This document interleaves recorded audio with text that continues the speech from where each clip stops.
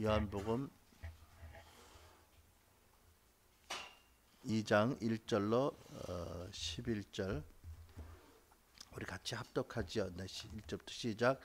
사흘 되던 날에 갈릴리 가나에 혼인이 있어 예수의 어머니도 거기 계시고 예수와 그 제자들도 혼인의 청함을 받았더니 포도주가 모자란지라. 예수의 어머니가 예수에게 이르되 저에게 포도주가 없다 하니 예수께서 가라사대 여자여 나와 무슨 상관이 있나이까? 내 때가 아직 이르지 못하나이다. 그 어머니가 하인들에게 이르되 너에게 무슨 말씀을 하시든지 그대로 하라 하니라. 거기에 유대인의 결례를 따라 두세 통 드는 돌 항아리 6이 놓였는지라. 예수께서 저에게 이르시되 항아리에 물을 채우라 하신즉 아구까지 채우니 이제는 떠서 연회장에게 갖다 주라 하심에 갖다 주었더니 연회장은 물로 된 포도주를 맛보고 어디서 났는지 알지 못하되 물떠온 하인들은 알더라. 연회장이 신랑을 불러 말하되 사람마다 먼저 좋은 포도주를 내고 취한 후에 낮은 것을 내거늘 그대는 지금까지 좋은 포도주를 주었도다 하니라. 예수께서 이 처음 표적을 갈릴리 가나에서 행하여 그 영광을 나타내심에 제자들이 그를 믿으니라. 아멘. 오늘 추석 명절입니다. 그래서 본문의 그 내용의 기록같이 많은 곳에 많은 사람들이 모여서 많은 음식을 나누고 함께 즐거운 시간을 보내고 있을 줄 믿습니다. 이 본문의 가나 혼인 잔치의 기록은 성경을 보면 요한복음에만 있습니다. 다른 복음서에는 없습니다. 그런데 이제 요한복음 우리 1장, 2장 본문 앞에 내용을 좀 보면 이렇게 증거하고 있습니다. 1절로 8절 예수께서는 태초 전부터 계신 창조주이시고 선지자를 통해서 은혜와 진리의 빛을 비춰주셨고 또 세상의 구세주로 오셨고 그 안에는 하나님 은혜와 영광이 충만하더라. 그리고 이제 29절로 51절을 보면 예수께서 세상 죄를 구원하기 위한 세상 죄를 속하기 위한 하나님의 어린 양으로 오셨다. 그리고 예수께서 성령으로 세례 주시는 분이시고 또 하늘과 땅을 잇는 하나의 구원의 사다리로 단 하나의 사다리로 참 하나님이고 참 인간이셨다라고 증거합니다. 그리고 이제 2장에 들어와서 이 본문의 사건이 본문이 기록한 대로 주께서 이제 메시아로서 인류를 죄와 사단의 권세에서 구원하시고 이 땅에 하나님 나라를 세우시기 위해서 이제 오셔서 메시아의 사역을 시작하시는데 의외의 장소에 사람 생각으로는 의외의 장소에서 표적을 행하셔서 메시아의 사역을 시작하신 것을 이제 요한복음이 기록하고 있습니다. 그러니까 메시아가 인류가 대망하던 메시아께서 오셔서 첫 그 사역을 잔치집에서 하셨다. 혼인 잔치집에서 행하셨다. 그리고 물을 포도주로 만드는 표적을 행하셨다. 거기서 제자들이 처음 예수를 믿게 되었다. 뭐 이런 내용이 좀 너무나 중요한 많은 그런 중요한 그런 내용을 본문이 기록하고 있습니다. 첫 번째 우리가 그 배경에 관한 어떤 그 교훈을 좀 생각해 본다면 시기적으로 이 1절이 사흘 되던 날에라고 이렇게 그 날짜를 카운트하고 있는 것을 봅니다. 그리고 1장에 보면 세 번이나 이튿날이라는 그런 그 구체적으로 날짜를 명시하는 단어가 있습니다.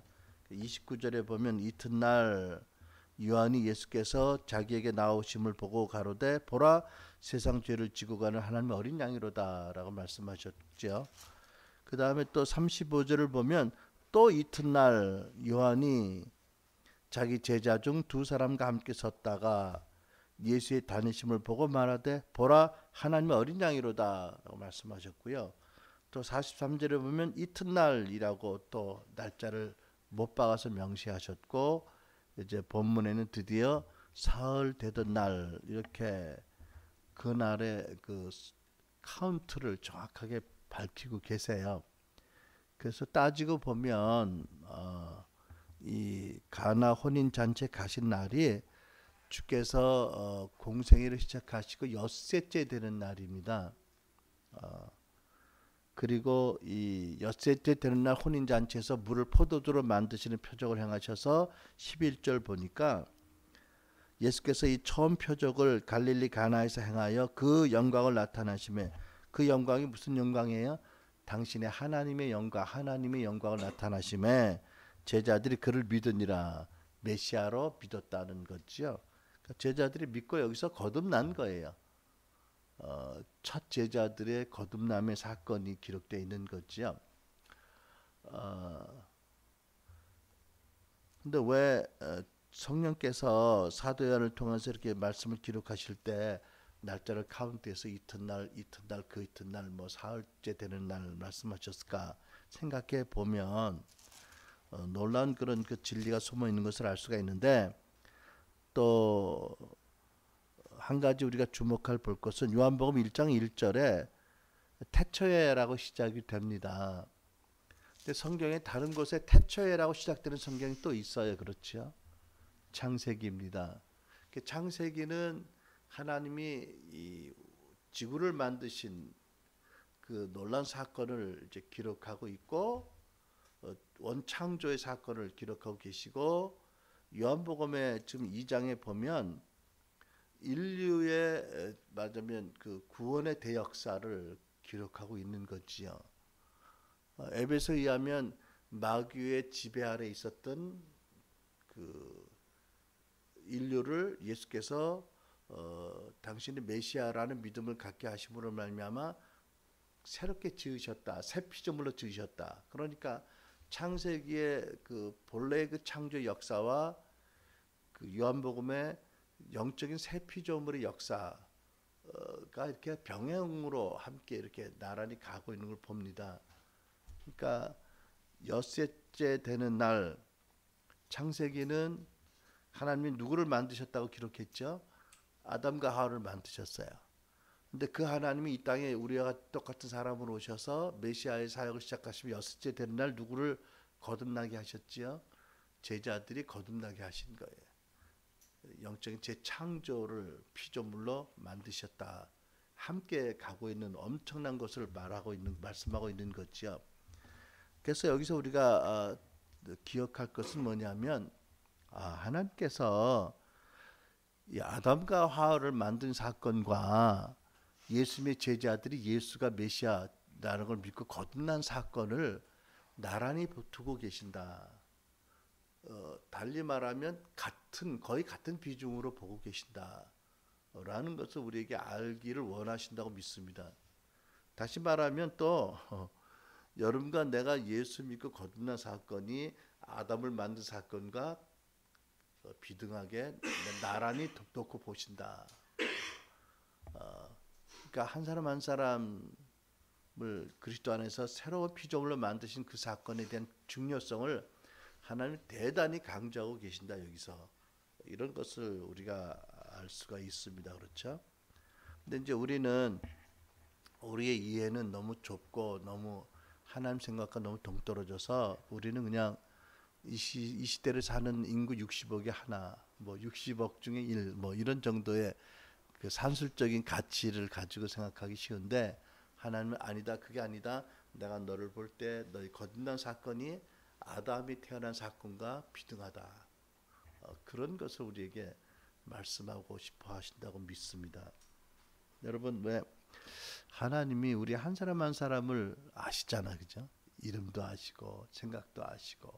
그러니까 사람들이 유하는 관점에서 볼 때는 산술적인 어떤 가치 계산이 나오지만, 모든 것을 초월한 하나님의 관점에서 보시면 모든 지식과 모든 시공간을 초월한 영원히 동일하신 하나님 관점에서 보실 때는 이 제자들이 예수를 믿고 거듭난 것이나 아담을 만드신 사건이나 또 우리가 예수 믿고 거듭난 사건이 하나님께는 동일하게 중요하다라는 것을 우리가에게 가르쳐 주신다고 믿습니다. 그것을 우리가 믿음으로 은혜로 받아들여야 될 줄 압니다. 두 번째는 이 배경적인 또 서론적인 교훈의 두 번째라고 보면 1절에 있는 가나, 갈릴리 가나라는 지역입니다. 예수님이 첫 표적을 그러니까 메시아로서의 당신의 그 영광을 처음 나타난 것이 가나예요, 그죠? 가나인데 가나라는 지명의 뜻을 보았더니 갈대라는 그런 의미를 가진 지명입니다. 그러니까 갈대밭이 많은 곳. 그러니까 뭐 정서적으로는 낭만적일지 모르지만 그, 그 어떤 삶의 어떤 그 질인가 환경으로 본다면 좋은 것이 아닌 거예요, 그죠? 좋은 그러니까 갈대가 무성한 습지대가 많은 것이다. 갈대들은 많겠지. 근데 사람들 별로 많지 않은 동네. 좀 한적한 사람들이 별로 많지 않은 대도시가 아닌 아주 그 시골이라는 거죠. 나사렛에서 따져보니까 북쪽으로 한 14km 되는 곳입니다. 그러니까 14km라고 하면 1시간에 5km를 걷는다 하면 3시간 조금 안 걸리는 거리예요. 그죠? 예수님이 어떻게 메시아로서의 그 역사적인 중차대한 사역을 시작하시는 첫 번째 표적을 왜 하필이면 가나에서 하셨을까? 3시간 뭐 거의 3시간 걸으시면서 가셨을 텐데 차 타고 가면 뭐 한 20분이면 가겠지만 차도 없으시고 뭐 나귀를 탄 것도 아니시고 걸으셔서 참 쉽지 않은 일인데 근데 왜 거기 가셔서 왜 첫 번째 영광을 표적을 행하셨을까 생각해 보면 간단한 대답이죠. 본문에 뭐라고 하시냐면 2절에 청함을 받았다라고 말씀하세요. 그러니까 인비테이션 초청장을 받은 거예요. 그러니까 여러분 결혼 청첩장 주어서 받았는데 오세요라고 결혼식에 청첩장을 받은 거예요. 그러니까 뭐 별로 큰 도시도 아니고 사람도 많지 화려한 데도 아니고 뭐 말하자면 서민들이 사는 뭐 한적한 뭐 가난한 마을일 수 있겠는데 이 땅에 오신 하나님이 거기 가셔서 첫 번째 표적을 행하신 이유가 있다면 단지 하나 뭐예요? 청함을 받았다는 거예요. 청함을 받았다. 그러니까 로마서 10장 13절 누구든지 주 예수의 이름을 부르는 자는 뭐를 받으리라? 구원을 얻으리라. 하나님이 당신의 이름을 부르는 자들을 부끄럽게 여기지 아니하시는 분이에요. 그러니까 하나님께서 우리 기도를 들으시면서 가만히 있어봐. 잠깐 너는 좀 아니잖아. 그리고 뭐 응답을 안 하시거나 관심을 안 가지시는 분이 아니라는 뜻이지요. 그죠? 갈대가 무성한 저지대, 습지대가 많은 그런 뭐 좀 가난한 곳일 수 있겠는데 그 3시간씩 걸어가셔야 되는 먼 거리를 가셔서 첫 번째 표적을 행하신 이유는 뭐가 다른 조건이 아니라 단 하나 주님을 필요하다라고 초청한 곳이기 때문에 가셨다.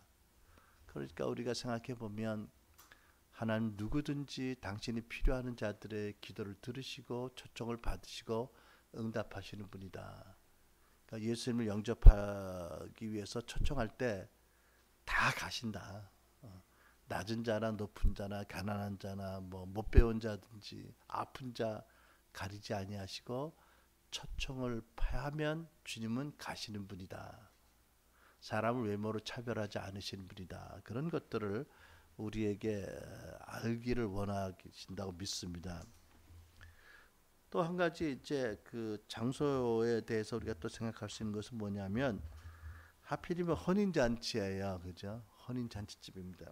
그런데 그 본문 11절 다음에 12절을 보면 예수께서 거기 여러 날 계시지 않으셨어요. 그러니까 공생애를 시작하시는 이 중차대한 시점에 결혼잔치집에 가긴 가셨는데 아마 하루 이틀 정도 계시다가 오신 것 같아요. 근데 어쨌든 첫 번째 당신의 놀라운 그런 사역을 메시아의 사역을 혼인잔치집에 가셨다는 것은 특별한 의미가 있는 줄 압니다. 그렇죠? 하나님께서 그 창세기에 엿새째 되는 날 아담을 만드시고 하와를 만드시고 주례하시지 않았을까? 그 결혼식도 안 올리고 동거는 안 했을 거고 하나님께서 이게 뭐 성경에는 없지만 틀림없이 둘을 만들고 부부를 합하게 하실 때 복된 예식을 주행하셨을 것 같은데 근데 이 땅에 오신 하나님이 이 두 남녀가 하나가 되는 부모를 떠나서 하나가 되어서 인생의 새 출발하는 자리에 오셨다. 그건 상당히 참 의미가 있는 거지요, 그죠? 그러니까 내 생각에 하나님이 잔치 자리를 좋아하셨다기보다는 특별히 결혼식을 기뻐하신다, 그죠? 사람들이 그 하나의 가정을 이루는 것. 그래서 주의 축복 가운데 자녀들을 이제 낳고 기르며 주를 예배한 가정으로 이렇게 이제 출발하는 자리를 무척 기뻐하신다.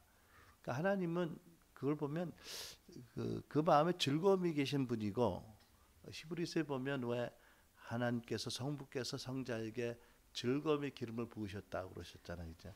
그러니까 예수님 안에 우리와 똑같은 많은 감정이 있지만 우리와 같지 않은 것은 예수님 안에는 즐거움의 감정이 주된 감정이었다라고 성경 말씀하잖아요, 그죠? 물론 불의를 보면 진노도 하시고 참 병약한 사람들 보면 안타까워하시고 세상의 죄를 보면 참 끝없이 참 진노하실 수도 있지만 그러나 그 무엇보다도 그분 안에는 즐거움이 가득했다.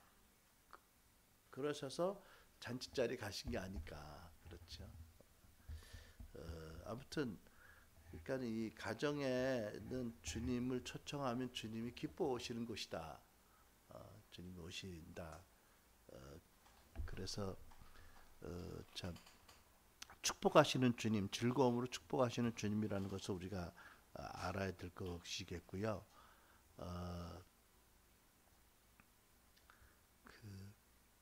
그래서 참 이 크리스찬으로서 결혼 이식을 하는 것은 상당한 의미가 있는 거예요.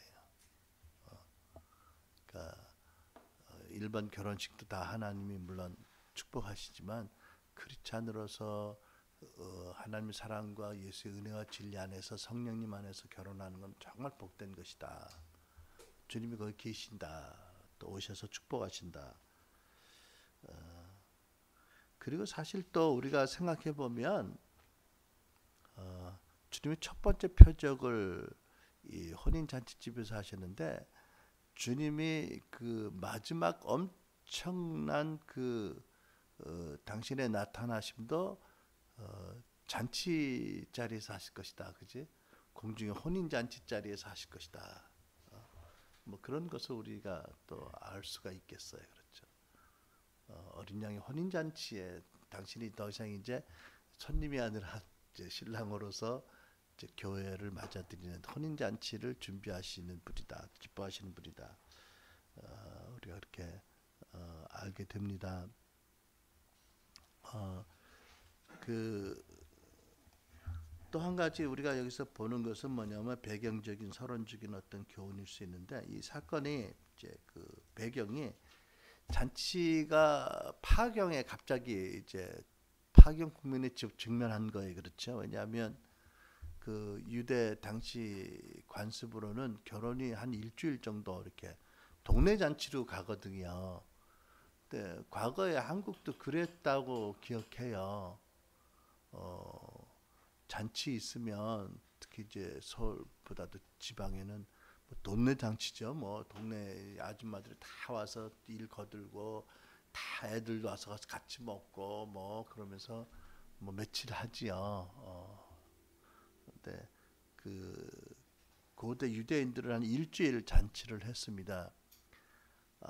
그런데 어떻게 된 게 중간에 갑자기 포도주가 떨어진 거예요. 내가 보기에는 이건 예수님의 책임도 있으신 것 같은데 예수님이 초청을 받으셔가지고 가셨는데 그 제자들을 데려가신 게 좀 문제가 된 게 아닌가. 워낙 먹새가 좋은 청년들이 우르르 가가지고 혼주가 미리 계산이 안 됐던 거 아니까.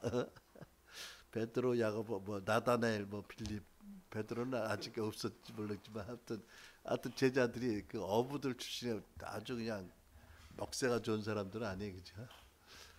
뭐 때는 이때다고 엄청 먹어가지고 그랬지 않았을까. 어쨌든 어, 잔치의 음식이 떨어졌다, 특히 포도주가 떨어졌다는 것은 그건 참 재앙 수준의 사건입니다, 그죠? 어떤 경우인지 잘 모르지만 아무튼 그래서 이거는 큰 기쁨과 감사와 셀리브레이션으로 시작된 게 정말 낭패와 정말 낙심과 부끄러움 막 이런 것으로 되는 상황이었습니다. 근데 사실 여러분 그 살다 보면 사람들이 준비한 것, 계획한 것, 뭐 예상한 것 대로 안 되는 경우 너무 많은 거예요. 그렇죠? 부부들도 정말 연애할 때 사랑해서 정말 헤어져서 못 살 것 같이 사랑하고 하다가 이제 2, 3년만 지나면 뭐 이 사랑이 변하는 뭐 이런 변질되는 뭐 그러고 그러잖아. 뭐 그 우리는 환생설을 안 믿으니까 이것은 전혀 마땅치 않은 얘기지만 혹시 다시 태어나면 뭐 이 사람하고 결혼하겠습니까? 그러면 뭐 넙하고 절대로 안 한다고 펄쩍 뛰는 사람들이 얼마나 많아. 거기 보면 이 사랑이라는 이 독이 완전히 포도주가 떨어진 거잖아. 떨어진 거예요. 이게 뭐 이제 재앙 수준이 된 거지. 하여튼 뭐 여러 가지 인생을 살다 보면 믿었던 거, 의지하고 계획하고 생각했던 것 이게 제대로 안 돼서 낭패를 당하는 뿐만 아니라 절망과 좌절과 뭐 죽음의 어떤 그런 환경에 들어가는 경우 많은데 문제는 얼마나 더 잘 준비해야 되느냐, 얼마나 잘 계산을 해야 되느냐, 뭐 이런 것이 해결이 답이 아니고요. 모든 상황에서의 해결의 답이 뭐예요? 하나님이시다, 예수님이시다. 그렇죠? 예수님이 나의 삶에 계시느냐 안 계시냐에 따라서 완전히 결론이 달라지는 거지요. 인간으로서는 이 포도주가 떨어지는 사건을 예방할 수는 없습니다. 방지할 수는 거의 없습니다. 근데 예수님을 모시고 있다면 어느 경우든지 그분이 해답이다 라는 것을 우리가 알게 되는 거죠. 뭐 참 이 사건이 어마어마한 그런 교훈과 통찰을 많이 주는 사건인데 오늘 추석 명절이고 빨리들 가야 되니까 정리해서 한 가지만 더 얘기하면 여기 보면 그 우리가 교회로서 하나님의 자녀로서 백성으로 하나님의 종들로서 하나님을 섬기는 데 세 가지의 기본적인 패턴이 나오고 있습니다. 이 하나님께서 이제 예수님께서 물을 포도주로 만드시고 낭패와 파국에 처한 가정을 회복시키고 축복하시는 이 사건 놀란 표적 가운데 쓰임 받은 사람들이 있는 거예요, 그죠? 근원적인 그 기적의 요인은 하나님의 임재와 긍휼히 여기시는 주님의 그 긍휼하심 마음 그리고 하나님의 무한한 능력이지요. 그건 뭐 말할 것도 없고 그 하나님이 물을 포도주로 만드시는데 쓰신 세 종류의 사람들이 있는데 각각의 하나님을 섬기는 하나의 패턴식을 타입을 나타내고 있다는 것지요. 이 물을 포도주로 만드실 때 첫 번째 어떤 사람들이 등장하냐면 그 마리아가 등장하죠, 그죠? 마리아가 등장합니다. 근데 마리아가 예수의 어머니 마리아가 거기 계셨어요. 예수님 가시기 전에 계셨던 거예요. 먼저 마리아는 가셨던 거예요. 그러니까 마리아가 아마 혼주축하고 가까웠거나 그 집안의 어른이든지 그랬었던 것 같아요.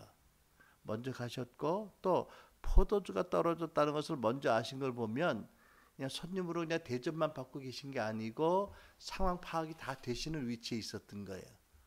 그래서 마리아가 예수님께 뭐라고 말씀드리죠? 저에게 포도주가 없다라고 말씀드립니다. 그냥 상황을 예수께 설명을 한 거예요. 어떤 믿음과 기대로 그 아들이시면 메시아신 그분이 뭔가 하실 걸 믿고, 그죠? 이 메시아인 예수님이 이제 공생애를 시작하셔서 아직은 이제 마리아도 아들로서의 정체성과 그 아들이면서 온 인류의 메시아라는 정체성 가운데 이제 이렇게 왔다 갔다 하는 상황이겠죠. 아직은 이제 변하기에 있는데 어쨌든 포도주가 떨어졌다라고 말씀을 드립니다. 이게 기도지요. 그러니까 참 훌륭한 그 표현인 것 같아요. 포도주가 떨어졌으니까 이렇게 하세요라고 한다면 이거는 또 어울리는 건 아닙니다. 그죠? 모자지간만이 아니고 모자지간 이상의 메시아와 그 피조물의 어떤 그런 구원받아야 될 대상이니까, 그죠? 자, 그런 관점에서 여러 가지 이제 정체성의 여러 가지 과도기 있는데 이해에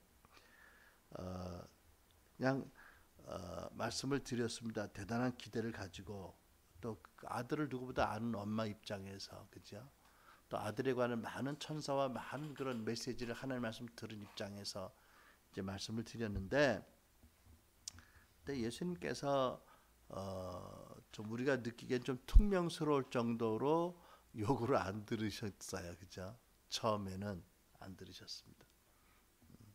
아직 내 때가 이르지 못했습니다라고 하셨어요.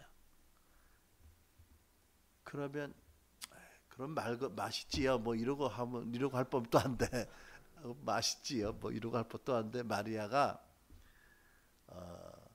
거절감을 느꼈거나 뭐 소외감, 거절감, 뭐 나를 무시해, 뭐 이런 이런 감정을 가진 건 전혀 아닌 것 같아요, 그죠? 그럼에도 불구하고 나가서 뭐라고 말합니다. 뭐라고 말하죠? 하인들을 모아놓고 너희에게 그가 무슨 말씀을 하시든지 그대로 하세요라고 미리 이렇게 잘 준비를 예비를 시킵니다. 그죠? 믿음이 있어요. 지금은 그렇게 말씀하시지만 분명히 그대로 가만히 계시지 않을 거다라는 믿음이 있어서 가서 준비를 시킵니다. 그러니까 무안하거나 뭐 자존심을 상했거나 뭐 이런 거 아니신 거예요. 근데 이제 마리아의 그 내면을 좀 생각해 보면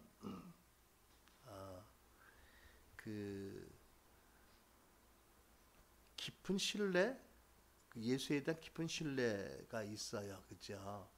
신뢰 없으면 그렇게 안 해요. 예배 안 시킬 거예요. 사람들 모아놓고까지 방관하듯이 이렇게 옆에서 물어보듯 신뢰가 있어요. 그리고 하라고 한 일이 전혀 아닌데도 이건 필요한 일이다라고 생각해서 자진해서 일을 합니다. 마치 친구들이 서로 신뢰해서 그럴 때 있잖아요, 그죠?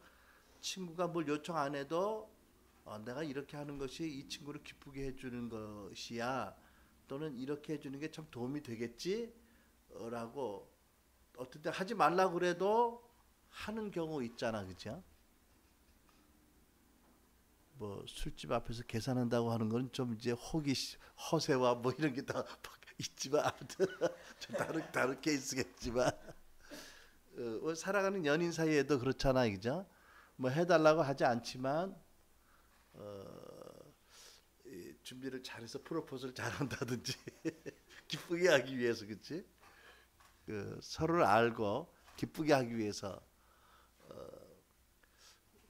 우리가 하나님 섬길 때도 이런 것이 하나님 참 기쁘시게 하는 거예요, 그렇죠?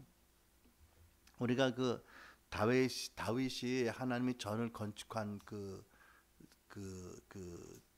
과정을 기록한 구약의 말씀을 보면 하나님이 절대로 다윗에게 내 전을 건축하라고 지시하신 적이 없어요.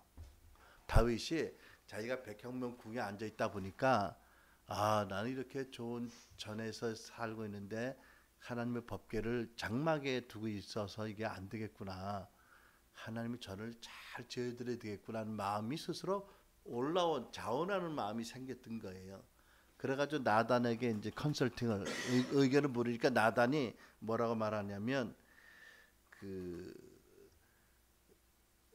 왕이 하나님께서 왕과 함께 계시니까 왕의 마음에 있는 대로 행하소서라고 말합니다. 그러니까는 하나님이 지시하신 게 아니라 왕의 마음에서 우러나온 어떤 헌신, 사랑의 그 아이디어입니다. 그렇죠?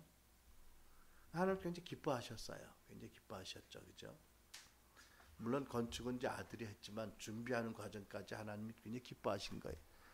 그러니까 다윗은 그 하나님을 기쁘시게 하기 위해서 스스로 자원한 마음으로 행동한 거지요. 여러분, 참 하나님 기쁘시게 하는 그런 섬김의 태도라고 믿습니다. 그렇죠?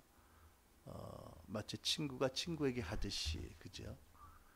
때로는 하지 말라고 그래도 우정하는 어떤 그런 그 깊은 신뢰와 사랑의 어떤 섬김, 이런 게 있습니다. 우리도 하나님 안에서 이런 많은 섬김이 있었으면 좋겠어요, 그렇죠? 예. 하나님 기쁘시게 하기 위해서 내가 무엇을 할까?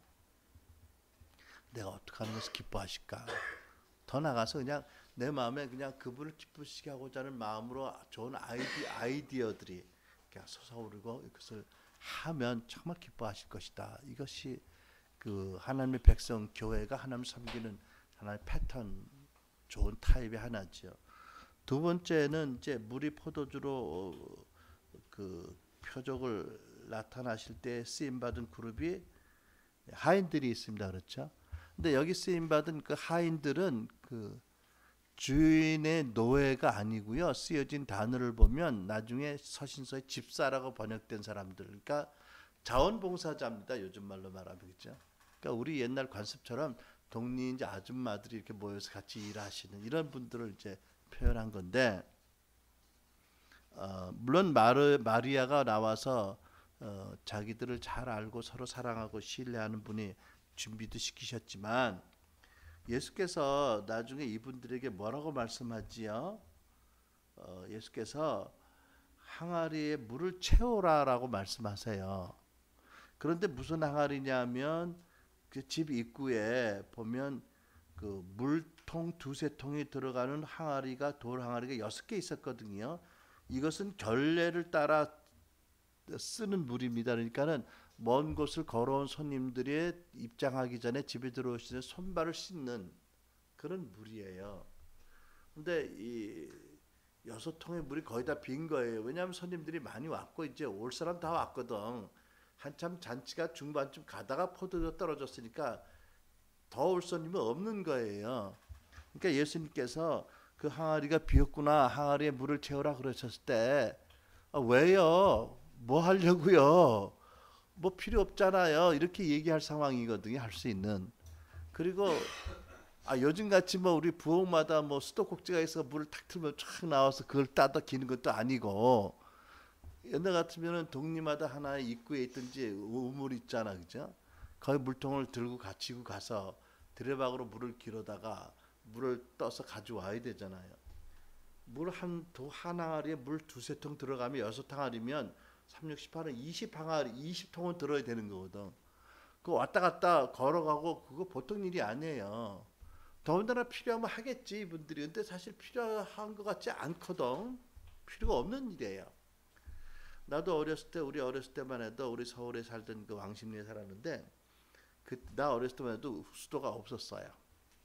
그래가지고 지게 지고 한 10분 가서 한 5분 내지 10분 가서 거기서 물을 지게 양쪽에다 물통 달고 물을 지고 와야 돼.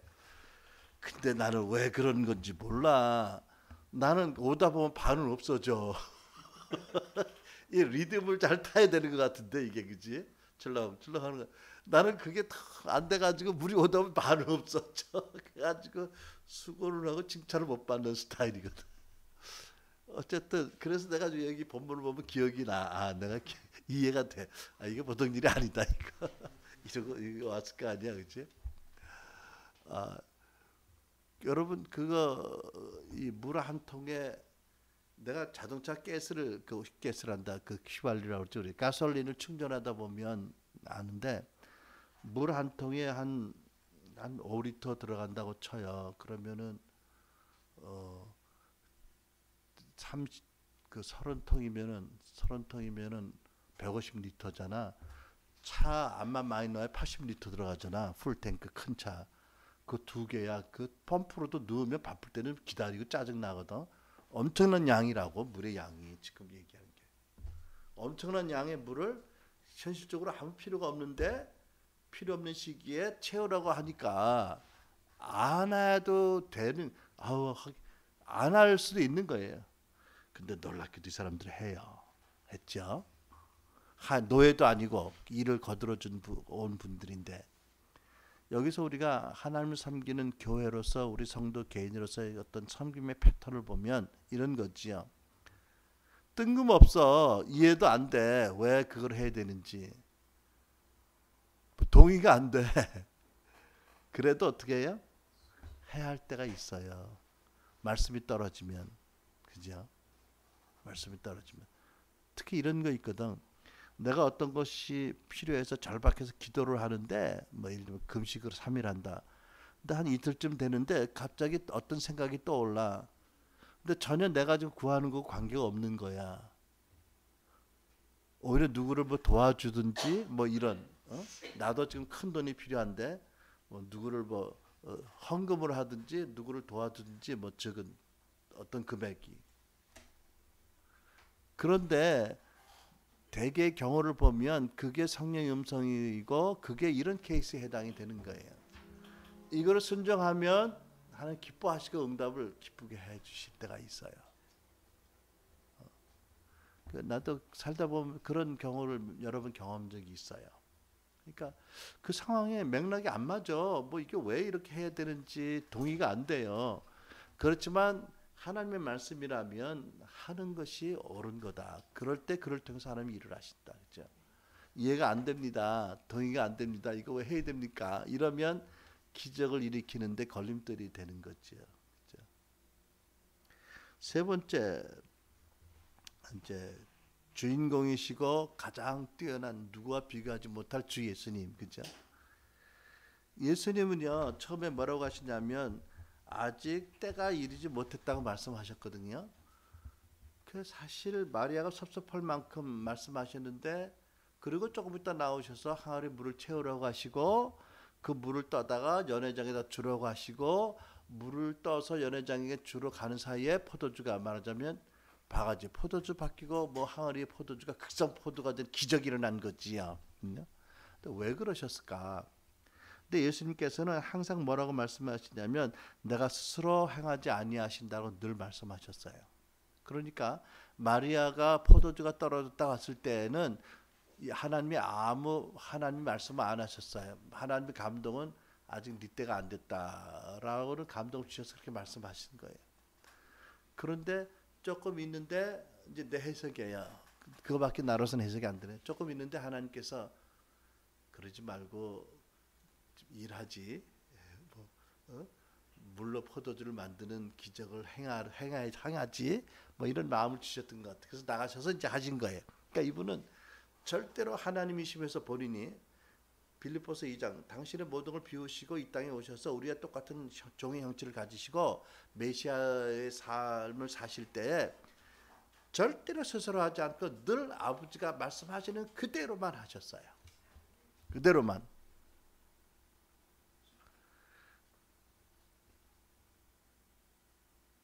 요한복음 3장 34절 하나님께서 보내신 분은 하나님의 말씀을 말씀하시나니 이는 하나님께서 그에게 성령을 한량없이 주심이니라. 두 가지입니다. 하나님의 아버지가 성령의 기름 부으심을 한량없이 주 예수께 부으셔서 예수께서는 성령 기름 부으심 안에 하나님의 말씀을 들은 대로만 하세요. 또 하나님의 말씀을 들은 대로만 하니까 하나님 또 계속 성령의 기름 부으심 계속 부어주세요. 그 은혜의 순환이라고 할까? 이 사이클이 계속 있는 거예요. 이게 계속된 겁니다. 예수님의 생애 가운데.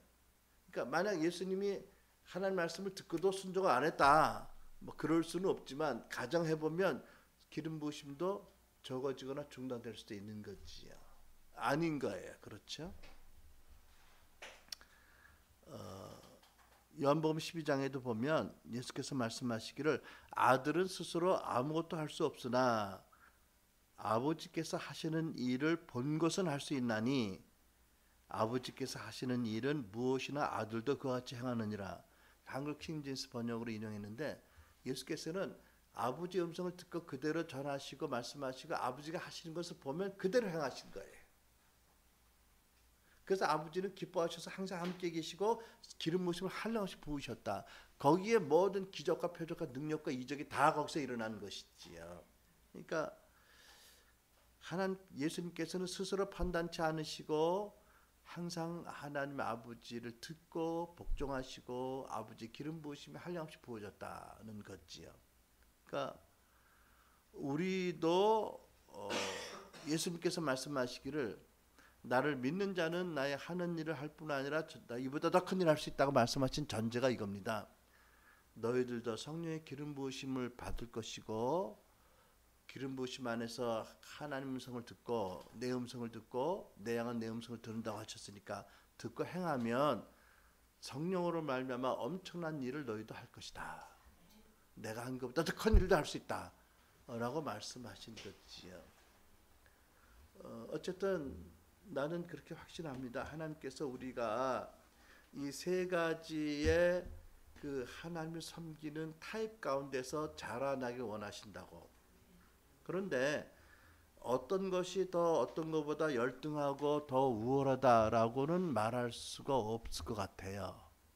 왜냐하면 물론 주님을 닮아가는 것이 우리의 가장 근본적인 목적이니까 이 부분 예수님처럼 아버지가 하시는 것을 그대로 듣고 하는 것이 가장 중요하다고 말할 수도 있지만 그러나 예를 들면 신앙 초기에는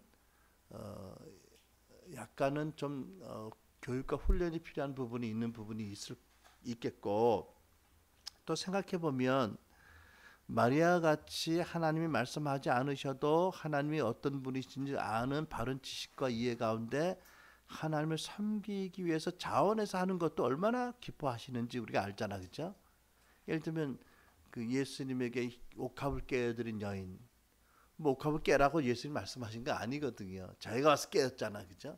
근데 이 여인의 이름이 복음이 전파되는 곳마다 전해질 것이라 얼마나 기뻐하셨는지 하신 거 보면 그것 참 귀한 것이다. 그렇죠? 참 귀한 것이다. 또 종의 그 영성도 보면 종의 영성에 바탕이 있으니까 예수님처럼 할 수 있는 거 아니겠어요, 그렇죠? 왜냐 우리는 예수님이 아니니까 예수님은 다 아시지만 우리는 근데 예수님도 다 아신다고 말씀할 수 없는 게 공생애 동안은 제한하셨기 때문에 그러니까 예수님도 때로는 모르시는 부분도 있지요. 어떤 건 모르신다고 그랬지요? 그나마 그때는 인자도 모른다고 하셨거든. 하나님이 말씀 안 하시면 이 땅에 육신이 있는 동안에 안 알기로 전지하신 능력을 행사하지 않기로 결정하셨으니까 예수님도 때로는 모르시고도 말씀대로 하신 부분이 있거든. 그러니까 이게 다 귀하고 중요하다. 그래서 다 여기서 세 가지 패턴적인 상황에 따라 하나님의 허락하신 상황에 따라 인도하심에 따라 우리가 다 셋 중에 하나로 하나님을 섬기는 것이 보편적이다.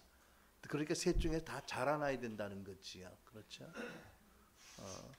그러니까 이걸 좀 더 적용해 보면 이럴 수 있는 거예요. 이제 어떤 분들은 그러더라고. 뭐 좀 하지 그러면 기도해 볼게요. 근데 얼핏 보면 굉장히 신령한 태도인 것 같아요. 근데 여기 하인들이 예수께서 나와서 항아리 물 채워라 할 때 기도해 볼게요. 라고 하지 않았거든. 그러니까 여러분 이게 세 가지 중에서 함께 자라는 게 중요하다는 거예요. 어떨 때는 기도하고 권위자라도 기도하고 해야 될 것이 있을 수 있어요. 또 어떨 때는 권위자가 주위에 안에 있으면 내가 이해가 안 되고 동의가 안 되고 해야 될 때가 있는 거예요. 어떨 때는 뭐라고 안 시켜도 내가 기쁨으로 자원해서 할 때가 있는 거예요. 그렇죠? 그러니까 이 기도해보고 내가 응답받아서 하겠다는 것도 내가 보기엔 셋 중에 하나에 편중되어 있는 거지 셋 가운데 고루 자라는 태도는 아니다. 여러분 이런 것들을 이제 여러분들이 기억하시고 이해하고 하나님의 그 조명 가운데서 성령의 조명 가운데 자라나기를 축복합니다. 그리고 이제 무엇보다도 또 우리가 아까 배경적인 어떤 교훈 갈대 우거진 습지대 그러니까 세상적으로 말하면 가난할 수 있고 좀 무식한 사람들이 많이 모여 살 수 있는데 있고 3시간을 걸어가셔야 되지만 마다하지 않고 처청한 곳에 오시는 주님, 그죠? 또 그 마음에 즐거움으로 가득 차서 축복하시는 주님, 인생의 모든 상황 가운데 오직 유일한 해답이신 예수님, 그분을 아는 지식 가운데서 이 3가지 섬김의 패턴 가운데 자라나는 성숙해지는 나와 여러분 되길 축복합니다. 기도하겠습니다. 우리 다 같이 기도하지요. 여러분들 그 3가지 패턴을 중심으로 해서 또 더 뭐 우리 혼인 잔치를 앞둔 분도 있는데 여러 가지 주님 주시는 그 감동을 따라서 통성으로 기도하겠습니다. 우리 방언으로 또 통성으로 기도합니다. 할렐루야. 하나님 감사합니다.